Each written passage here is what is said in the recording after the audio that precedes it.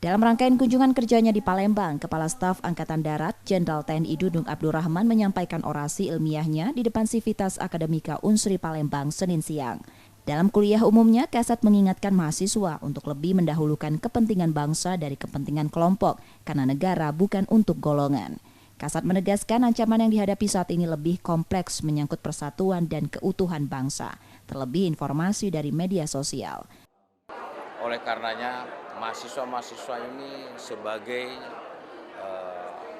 orang-orang yang di depan yang bisa memberikan informasi-informasi yang positif kepada masyarakat. Jangan sampai informasi-informasi di zaman saat ini ya dengan menggunakan media sosial, kebohongan-kebohongan secara terus-menerus seakan-akan menjadi suatu kebenaran.